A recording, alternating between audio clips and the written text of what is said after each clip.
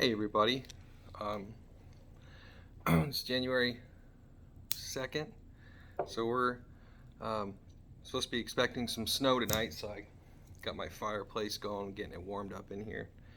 I figured this fire behind me was a nice kind of backdrop. I just wanted to hop on here real quick and um, something I was thinking of today was heaven. And it seems to be with Christians or believers, that's some of their favorite subject is heaven. I mean, why wouldn't it be? Seems that that's the goal, right? The goal is to make it through this world and not go to hell, to go to heaven. But heaven, it seems, it's unclear what it is. I think a lot of people confuse heaven with the New Jerusalem. So in the Bible, where it's describing the city of God that comes down out of the sky, the place with the streets of gold, the place where the tree of life and the river of living water is flowing from, I think people tend to think that that's what heaven is, and that's where you're going to live, and that it's somewhere, in the sky, that when we die, we go to this spiritual heaven, this kingdom. I remember years ago when I was at the Claus's house,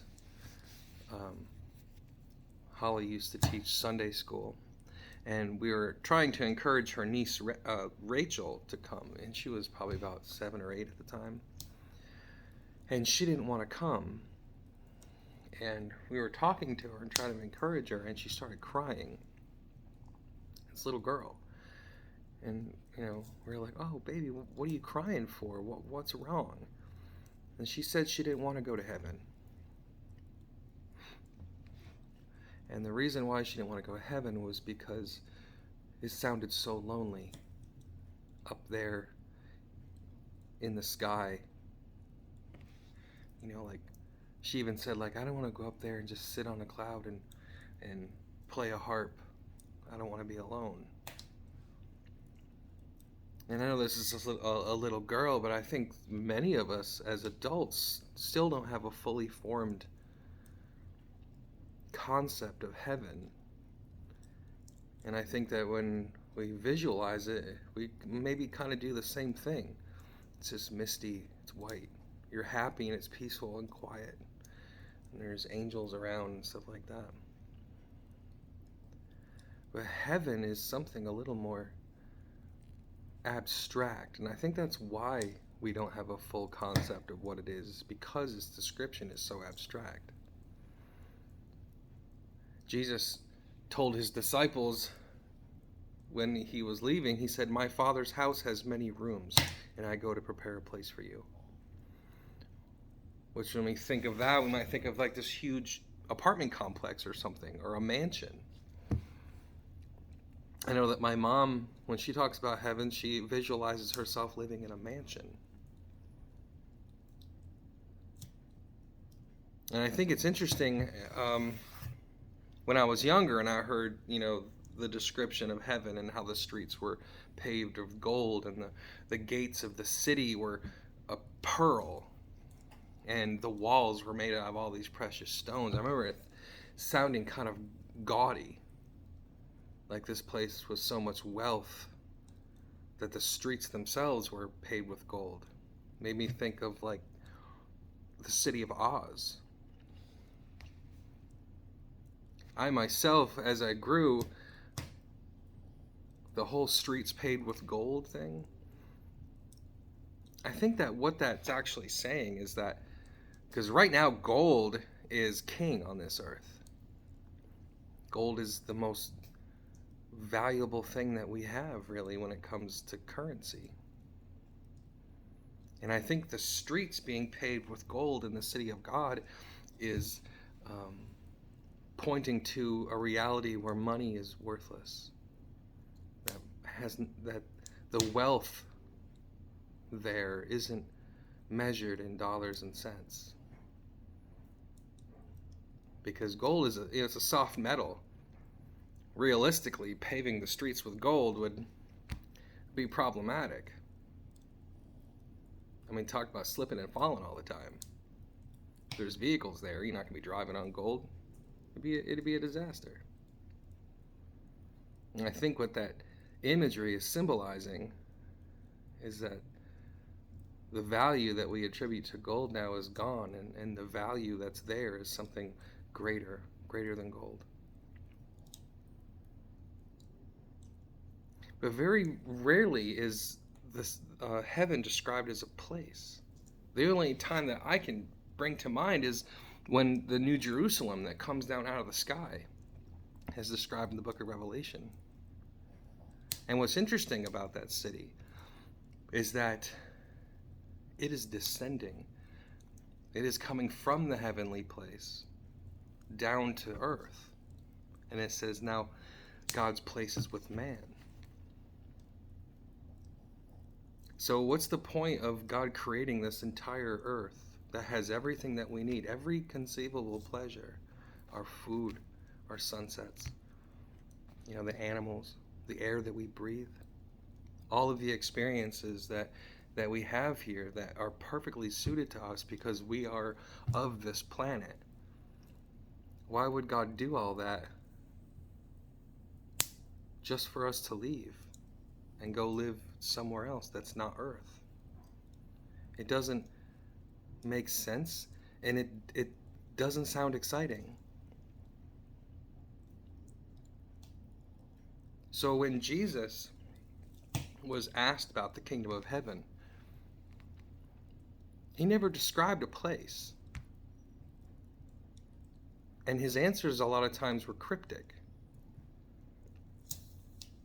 And you would think that these people, when they asked him to describe the kingdom of heaven, they're hoping that he would describe a place. And keep in mind that the New Jerusalem that comes down out of the sky is a city. And in a kingdom, there are many cities. It's the city of God. It's the center. But there's countryside. There's wild places. And I think that the kingdom of heaven, when it's established on the earth, will be the earth. Because it says in the Bible that there will be a new heavens and a new earth. And that the old heaven and the old earth, along with all this pain and death is no more. No more pain, no more outcry, no more wars. We will beat our spears into plowshares. Our weapons of war will be turned into tools for planting.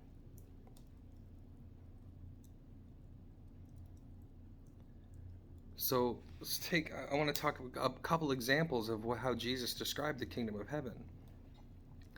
One of my favorite, and I think one of the most cryptic, is he described the kingdom of heaven as a wealthy merchant who finds a pearl, and this pearl was of exquisite beauty and value. So he goes and sells everything that he owns, and he purchases the pearl. And now he has this pearl. And now on the surface, it'll seem like, well, yeah, the kingdom of heaven is so valuable. You'll sell everything that you have. You'll give up anything to have it. But the story, if you lean into it, it has some more to say. So this merchant, and Jesus makes it a point to mention that he's wealthy, finds a pearl of great beauty and value. So he goes and sells everything that he owns. He trades all of his wealth to now possess this pearl that is beautiful to him and valuable to him. But although he owns this pearl, he's now destitute. If he sold everything that he had, he has no home. He has no money. He has no clothes. He has no food. All he has is a pearl. So now he doesn't have the funds. He's not wealthy anymore. And he could have all that wealth back. He could feed himself and clothe himself and protect himself from the elements and the dangers of the world. But he would have to sell the pearl. And he would have all that back, but he wouldn't have the pearl anymore. So there's a paradox in that, of what exactly that means. And I'm still chewing on that. That the value of, and this is describing the kingdom of heaven, the value of the kingdom of heaven is in something other than its material worth.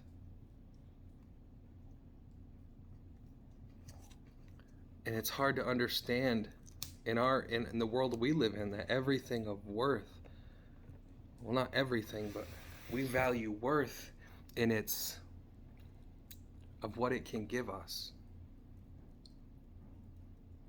Not everything. I mean, relationships and family, they have a worth of a different kind, you know. So it's just something to meditate on. What is the kingdom of heaven? Why would you want to possess it if the only value it gives to you is just the beauty of it and the worth of it to you? Enough that you would be fine with purposely be destitute and trade everything else that you have for that pearl. I mean, ask yourself, why do you want to go to heaven? Why would you want to be in heaven? Is it because heaven offers security, peace, where there's no more hunger, no more pain, no more wars? Your family is going to be fine. Your children are not going to get sick and die. Is that the only reason? And it's okay if you can't think of any more, because it's hard for anybody to think of, because as humans, that's really what we want. Even our relationship with God. Many of us seek God because of what He offers us. He offers us a new life. I'm not saying that desiring heaven because of these things is wrong or a sin in some way, but I'm just telling you that there's more to it. There's a deeper meaning to heaven. And again, Jesus, when he was asked about the kingdom of heaven, he never described a place. He always described something, a process, or something like that. Another way he described the kingdom of heaven was a landowner left on a journey, and he had 3 servants. And the first servant, he gave 5 talents. And talents is a measure of money. And I think it's interesting that a talent is a measure of money, but it's also, talent means something else to us. It's a talent. So the first one, he gives 5 talents. The second one, he gives 2 talents. And the last one, he gives 1 talent. And he goes on this journey. So the first servant takes his talents and goes into town and buys and sells and trades with it. The second one put his talents in the bank. Didn't actively go and wheel and deal. Took a less riskier approach. And the third servant, it not being his money, it belonging to his master, he buried it in the ground to protect it so it wouldn't be taken. So when the master came back, he asked for an accounting from his servants. And the one servant said, "You had given me 5 talents, and look, I had produced 5 more." And the master was happy, praised him for that. Again, the second one, "You gave me 2 talents, and I put it in the bank, and it accrued interest, and now I've given you 2 more." And the reward that the master of the landmaster gave this servant was the same as the second one, although the second one produced much more than the second one. And he came to the third servant, and the third servant said, I buried my talent in the ground." And he goes on to say, "Because you are a hard master, reaping where you have not sown, and gathering where you had not scattered seed." And at this the master chastised him and cast him away from him. So how does this translate to the kingdom of heaven? Well, let's look at it in the context of talents. God has given each of us a talent, or more than one. And these talents that you've been given, whether it's writing, drawing, listening, discernment, advice giving, wisdom, speaking, prophesying, healing, whatever it is, the God-given talents that we are given don't necessarily have to be viewed as mystical in the eyes of somebody else. It can be just your heart. It could be in service, helping people, caring for the elderly, caring for animals. The thing that God put within you that lights up the spirit within him is generally your talent. So God gave us these talents, and they don't belong to us. They belong to him. And he has given us responsibility over these things. And he's gone now. He's out of our land for a time. But when he comes back, he's going to ask, "What have you done with my talents?" And I don't think it really matters, according to the story. It doesn't really matter how successful you were with the talents. It matters that you had done something with them besides burying them within you. And it seems like, well, I'm not burying my talents in the ground.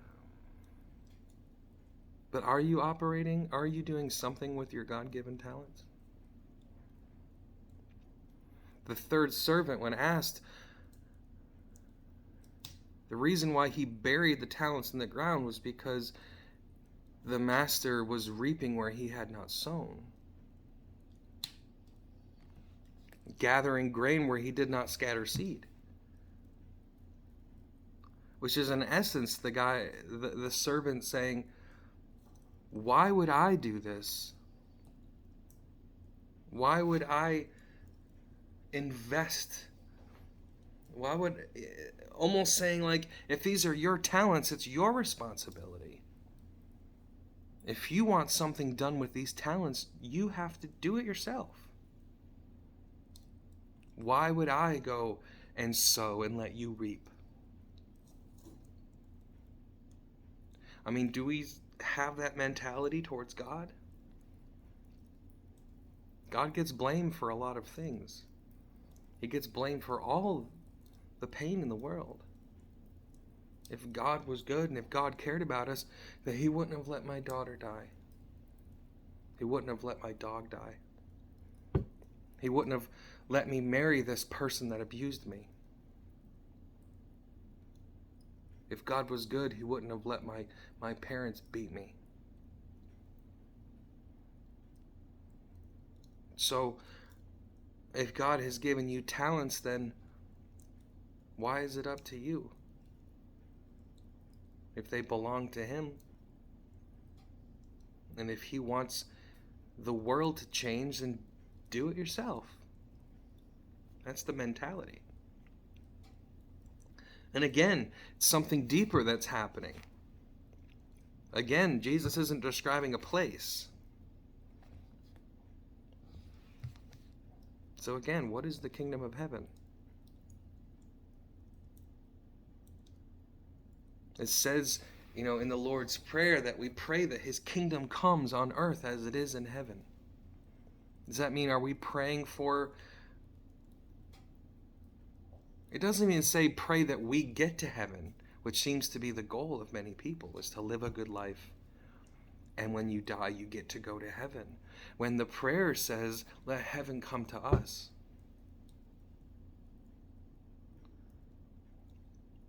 And if there's a difference between the city, the New Jerusalem, the city that comes down, and the entire kingdom of heaven, then what is it? Again, when Jesus was asked about the kingdom of heaven, he described it as a mustard seed.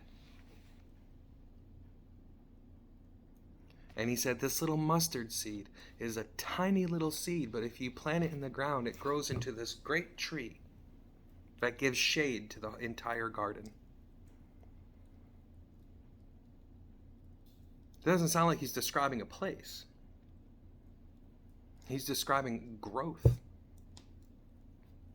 And in my one of my previous videos, I was talking about trees. And how when Jesus healed a man, the man saw a tree. Like men were trees walking around.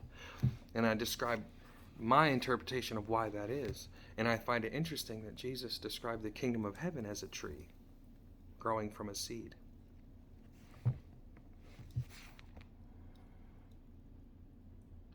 And this little mustard seed grows large. And the end result that in the parable is that it gave shade to the entire garden. So it sounds like he's describing something personal. The kingdom of heaven is something that's growing within us. And again, when Jesus was talking about the kingdom of heaven, he was warning us against people that would say, here the kingdom is over here in this land, or here it is over here, or here it is, it's there over there. There's the kingdom of heaven. He said, don't listen to them, because the kingdom of heaven is within you. Which is also another way to translate it is the kingdom of heaven is among you. So when Jesus was saying, don't listen to the people that say the kingdom of heaven is over here in this land or in this nation. What are lands and nations made up of? When you look at a map and you see the division between the lines in between these countries or states, those lines aren't actually there. Those are drawn by governments and people. They're imaginary. So what is the difference between two nations that are side by side with each other in the same landmass? What makes up a nation? It's people. And among those people will be different viewpoints, governments, organizations, religions.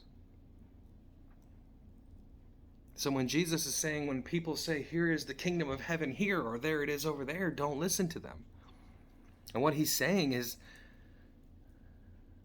I don't really hear people saying that verbatim. I haven't had anybody stand up and say, hey, the kingdom of heaven's over here in Australia. Or wait a minute, the kingdom of heaven is Japan. Nobody's saying that.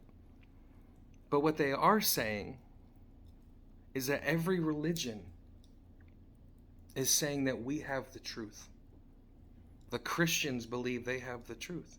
The Muslims believe they have the truth.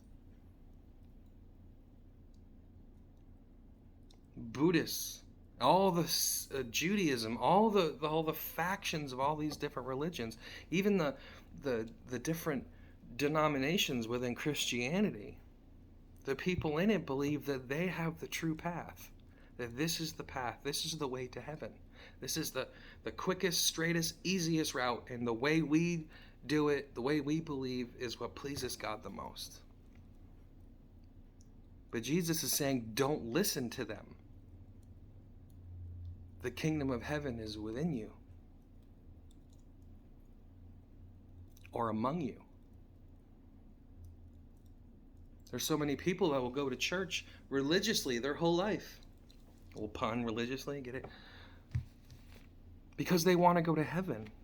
And they think that by being religious and learning what this religion teaches them and repeating it and spending their life convincing themselves to believe it, they think that that's the path to heaven. But Jesus plainly says, no, it's not there. It's within you, and it's among you.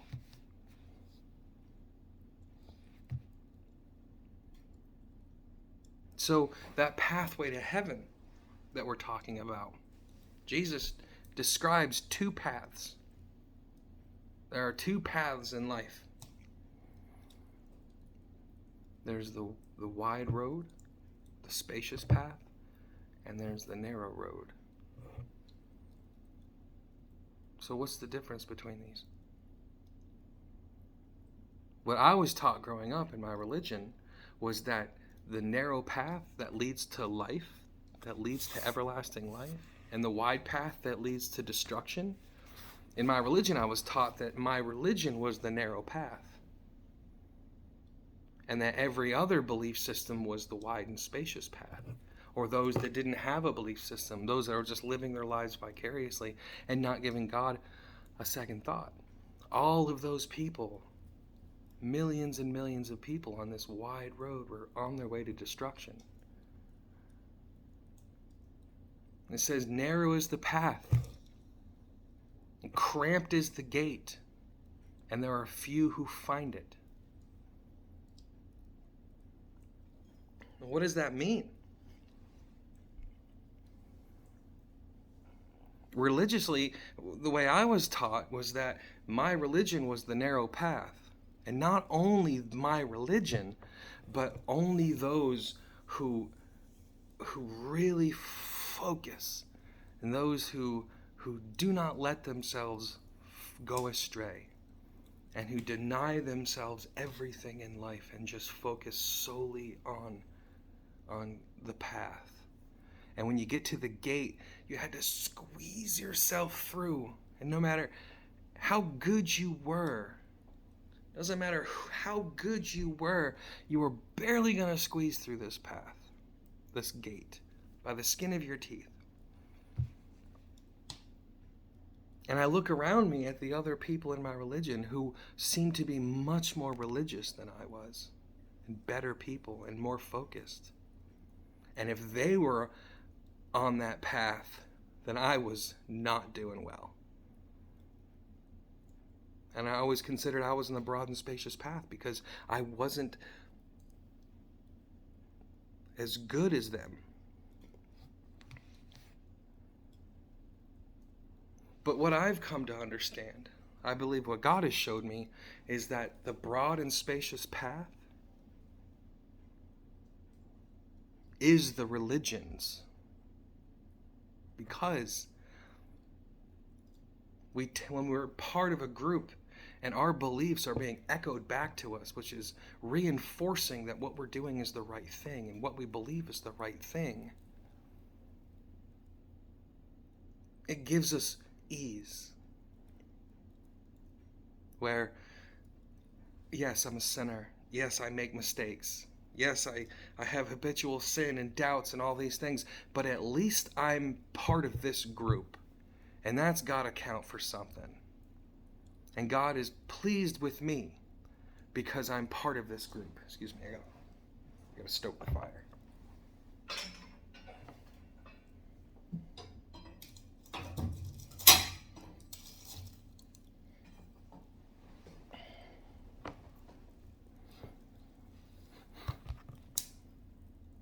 So by assuming that God loves you more, or you're more acceptable because you are part of a religious order,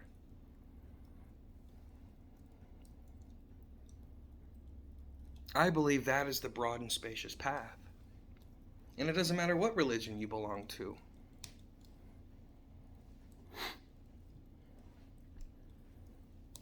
So what does it mean to be on the narrow path? Does the narrow path mean that you deny yourself every pleasure in life? That you whip yourself all your life, going through your life in penance? You don't enjoy your life at all? It's that you have to struggle and starve? I don't think it's saying that at all. I think what the narrow path is and the narrow gate is following God in between all of this religion. Because belonging to a religion is a lot easier than relying solely on God himself. Because when you stand alone, you don't have anybody else around you patting you on the back and saying you're doing the right thing. As a matter of fact, you have everybody around you who has their own religion telling you, come here, come with us, come to my church, try this, try that. You know, come with me, I'm a Baptist. Come with me, I'm a Methodist. You know, the Catholic Church, or let's go to, a Muslim temple. Let's go to a sweat lodge. Let's go meditate with the Buddhist. Every one of these people think that they have the kingdom of heaven. And they invite you out of the goodness of their hearts. Because they think truly that they have the light of God, and that they have the true religion, the true path, the true way. But Jesus Christ is the way. And Jesus Christ came for all men in every religion. Jesus Christ came for the Jews and the Gentiles. He came for the Muslims. He came for the Philistines. He came for the Canaanites. He came for everyone. And when Jesus prayed, Father, I pray that they are one, as you and I are one, was he saying, I pray that everybody becomes a Christian? Or was he talking about the human race, regardless of their particular religious beliefs?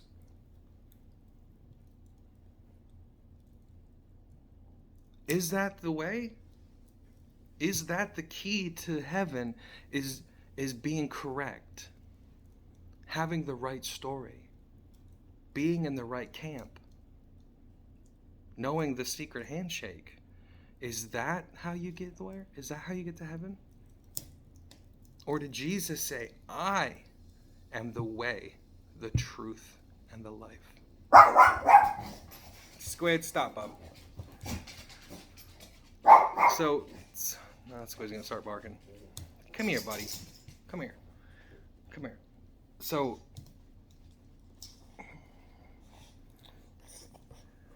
I just wanted to share that with you, something to think about, something to consider. And I encourage you to do your own research, your own digging, your own meditating, your own prayer. So I hope you have a blessed evening. My same spiel. If you like this content and you want to see more of it, please give me a like. Please leave me a comment. If you have somebody that you think would benefit from this, please share it. Please subscribe. And also on Facebook, I have a page and a public group called Blue Ridge Believers. And on that page, you can share your testimony, share encouraging things. Some of my writing is on there, some posts I make. I sometimes write some little parables or just little mini sermons kind of things. A lot like this video, just written. please check it out. I'd love to hear your voice on there. I'd love to, and it's if you have a church that you're happy with and proud of, and you want to advertise functions or anything on there, go for it. The only thing I ask is that you be respectful, be kind, and be loving. But yeah, Blue Ridge Believers at Facebook. So hope you have a blessed evening. I hope we get some snow tonight. I got a couple of jobs scheduled for tomorrow, but I wouldn't mind being snowed in, so let's hope. All right, thank you so much. Good night.